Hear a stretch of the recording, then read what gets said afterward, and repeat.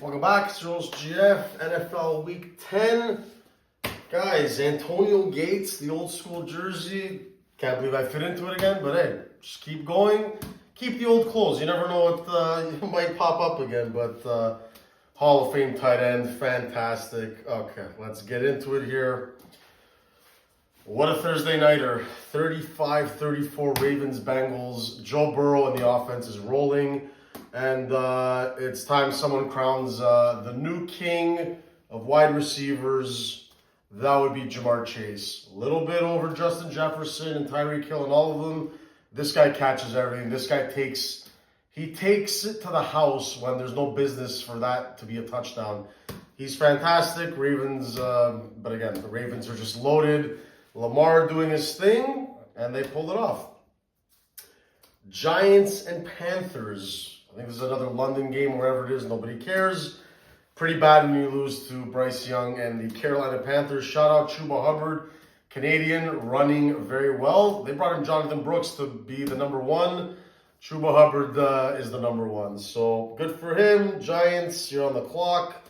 Kind of with my Cowboys, but moving on. Speaking of on the clock, 19-3 Patriots over Bears. Caleb Williams, brother, I'm trying here, man. But again, it's his first year, but for the way you were talking about Cam, his prospect, all that, you look like the next Trevor Lawrence, and unacceptable. Speaking of Trevor Lawrence, 12-7, the Vikings win.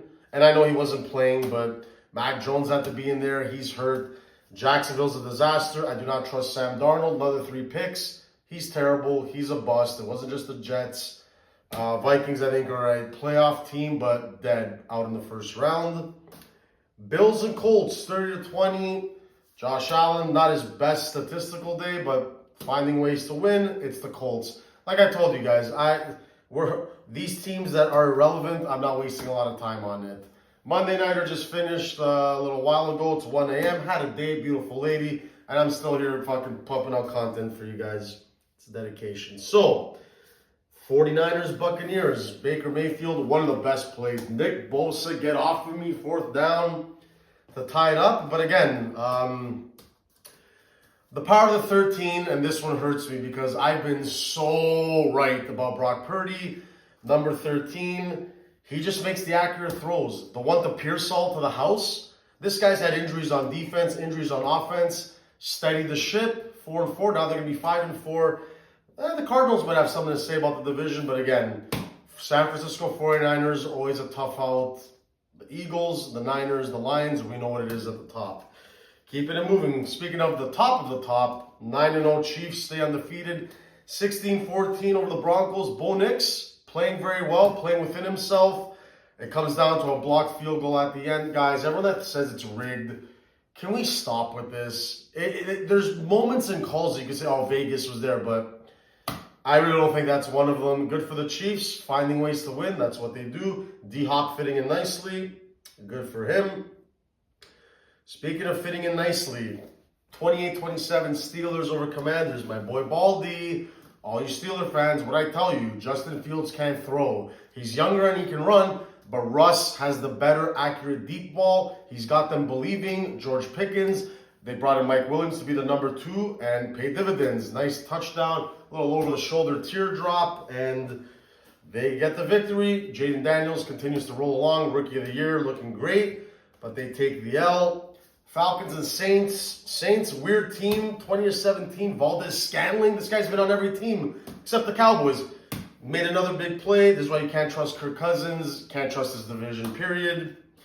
Speaking of can't trusting, Chargers 27-17 over the Titans. The Titans, the running game is good. Tajay Spears is getting in there. Tony Pollard's starting to pick it up. Finally, you make $8 million, you're overpaid. But the Chargers, Quentin Johnston, Lad McConkey, what a name. But they're getting things done. Good for them. Titans, I don't see the direction. Where's Traylon Burks? Just a disaster. I don't know why Derrick Henry stayed there as long as he did. Glad he got out of there. Cardinals 31-6 over the Jets. Aaron Rodgers, terrible. You've never looked this bad in your NFL career. I hope they give him another chance next year to redeem himself. But with these weapons, got to do better. What the fuck were you rolling out? You came out for the Achilles. You look slow, and then you're running, and the guy just fumbled. Terrible. hard to see Aaron Rodgers look that bad. But moving along, great Sunday nighter. Lions 26-23 over the Texans. Jared Goff pulling a Tony Romo, 5 interceptions, prime time, 2007 Bills, and he still won that game. Nick Folk had to kick it twice. I think it was from 53. Lions, what can you say? CJ Stroud, though, solid in the first half, terrible in the second half. Those 2 interceptions helped spark the comeback. Their rookie kicker barely getting it in. Both kicks, game winner. The Troy Lions are never out of it. Good for them. And they just keep rolling. And the Monday nighter, I caught some of it. Watched the highlight pack. Tua, why are you being tough?